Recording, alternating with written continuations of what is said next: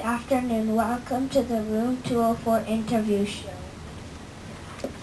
Today, our guest is Miss Terlongo. She is a teacher at her school. When is your birthday? How old are you? When were you born? Okay, good question. My birthday is November 2nd. Yeah. Better? My birthday is November 2nd. The second part was how old I am. I am 41 years old. And I was born in Toronto. When you were a child, what was your favorite thing to do at school? Why? My favorite thing to do at school, I would have to say, is math and science. I remember one teacher used to have our math lessons were all in group works, and we would have different types of activities that we would rotate with, and we could work with our friends as long as we worked cooperatively, and it was always a lot of fun. When you were a child, what did you want to be when you grew up? Why? The first thing I wanted to be when I was a child was to be a doctor. And then I remember I had to go to a doctor's appointment where they had to give me a small needle to take a little bit of blood out, because then they test to see that everything is healthy on the inside. And Mrs. Terlongo wasn't feeling so well after that needle, and I think that was the first time I realized, maybe being a doctor is not such a good idea for me. But very shortly after that, I knew that I wanted to be a teacher. Why did you become a teacher? I became a teacher because when I was in school, actually, in your grade particularly, I had a fantastic teacher that taught me so much, and I think it was maybe the way she taught that it made me really excited to want to go to school and learn all this new stuff that she had and these fun activities that she had. And I thought to myself, I want to be that person that gets other kids excited to come to school, to be able to meet so many characters and make new friends and come up with new activities year after year, so that kids are happy while they're learning. What do you like about your job? What don't you like about your job? Why?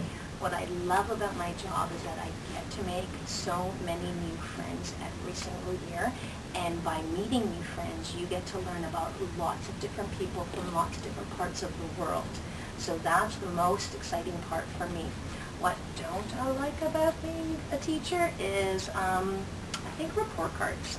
Mrs. Terlongo has to sit in front of a computer for a really long time, so I don't mind talking about how the students are doing, but because I'm sitting and I've got to do a lot of this on the computer and then a lot of reading, it takes a long time. So that's probably the one part I don't like the most. What is your favorite food? Why? I think my favorite food is pizza. Because, right, you can pretty much put anything you want on a pizza. So that's my favorite. What is your favorite color? Why? I have two favorite colors. So when I was young, my ultimate favorite color was blue. My mom and dad even let me paint my bedroom blue. My mom didn't love it. My dad was like, well, if you like it, that's good. So it was like this really cool blue color that made me want to fall asleep every night.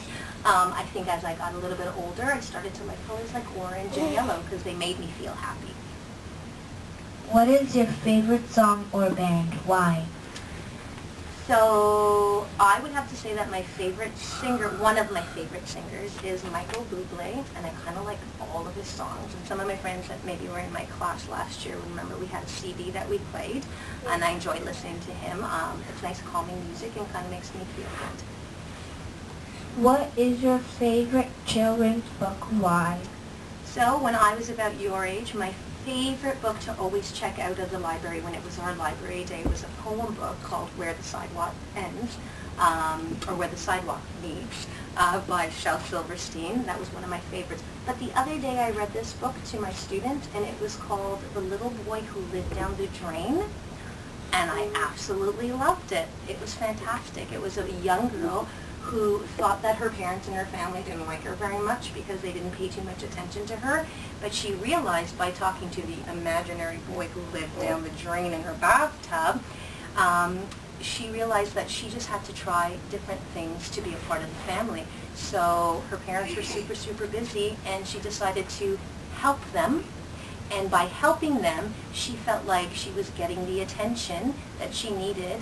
And then her brothers and sisters asked her to play games with her because she was trying different things, like inviting them to play a game with her instead of waiting there for them to ask her to join in. So I thought it was a spectacular story.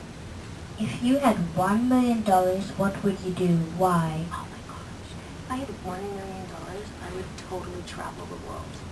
Like, I think I would love to visit all of the countries around the world and see the way people live and the types of foods that they can grow there and the wild animals that live on their land. I think that would be the best thing ever. What is your favorite city? Why? Well, Toronto, because this is the city I grew up in, and there are lots of different cultures and lots of different people that live in our city, and we have tons of choices. So, you know, if I want to learn about, you know, what Indian food tastes like, I can find so many Indian restaurants that I can try it out, even though I don't know how to make it or I don't know about the ingredients that I need. So there's lots of different cultures that I can enjoy and share my day with. What is your favorite children's movie? Why? Okay, so Despicable Me. Because it's so funny. That's why I love it. Thank you for being on our show. Join us next time for another episode of the Room 204 interview show.